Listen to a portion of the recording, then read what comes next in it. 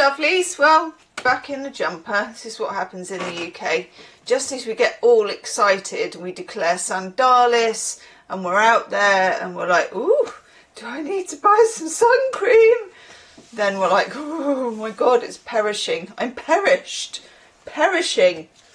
So, okay, let me put those over there. Let me put my readers on.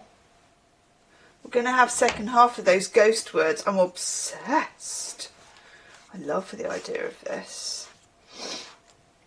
So, where were we?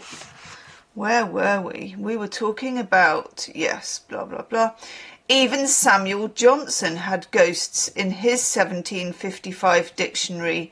Adventine, for example, was a misreading of adventive, meaning to come from an external source. I think we all knew that.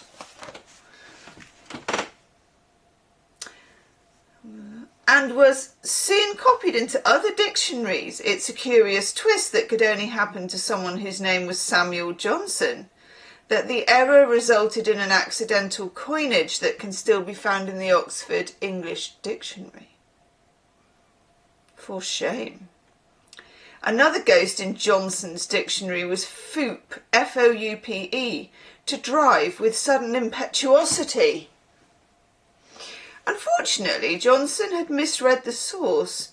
The word should have been soup, S-O-U-P-E, a Scots word from which we get swoop. Johnson's foupe remains in the Oxford English Dictionary, but with the comment error for soup. Given the rigorous procedures of modern dictionary makers, ghost words are largely historical, but like any good ghost story, people enjoy sharing them. There's phantomnation, for instance, which lexicographers misinterpreted as the appearance of a phantom, but which actually refers to a nation of phantoms. That haunted dictionaries for over half a century. Then there's abacot, a misspelling of bicocket, and we don't want to be messing that up. A medieval cap or headdress, such as one might find in Tower of the Haircuts, that spent over 3 centuries in the dictionary before the editor of the Oxford English Dictionary exposed it as a spelling mistake, and it was escorted out of many lexicons. One might even say that the President, Trump, created one of the most famous contemporary ghost words when he tweeted Covfefe, C-O-V-F-E-F-E, late one night in 2017. It was clearly a typo, but the ghost of Covfefe still haunts the internet. Anywho, itchy ear. Can't think why. This one.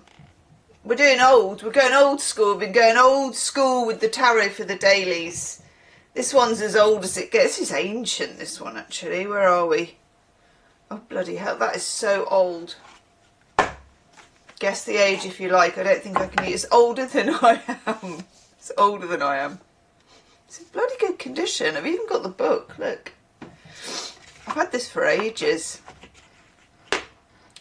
Old school. Right, let's have a look. So this is the Aquarian Tarot. Now, I don't know why it's called the Aquarian Tarot, because it's not just for Aquariuses. So grey. Okay. Oof. It's a kind of Art Deco style. Very, very beautiful. That one I've never had that before, where I feel like I'll take one in reverse but not the others. It's what it is. It's a very beautiful, it must have been done in its time with ink.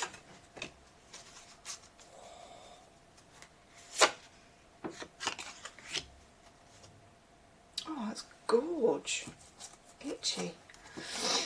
Right.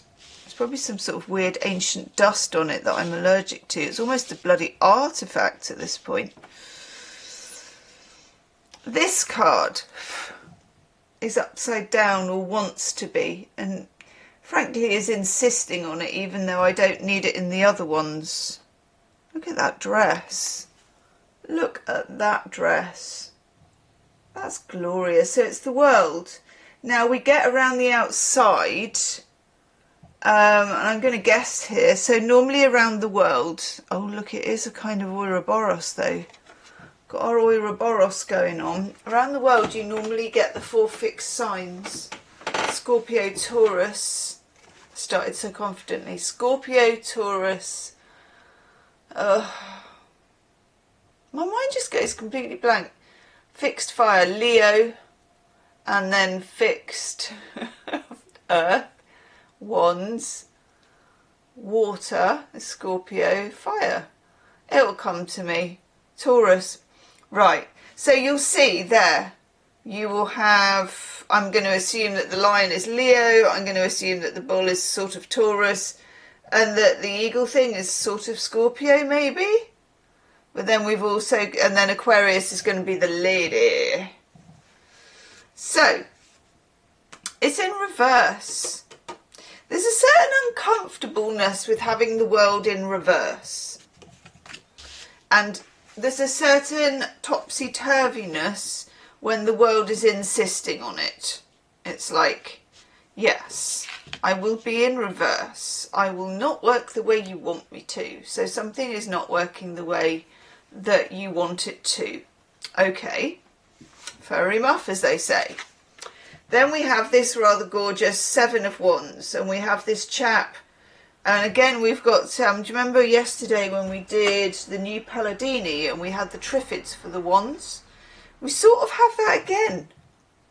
Triffidy flowers, but it's got a big stick. We've got big stick energy. Mars in Leo, get back. Get back, I tell you. 7 of Wands is when you're feeling testy, you're feeling a bit spicy and a bit sparky and a bit, you know what, this isn't quite working out for me, world is in reverse, but you can just stick it, you know, it's that kind of feeling.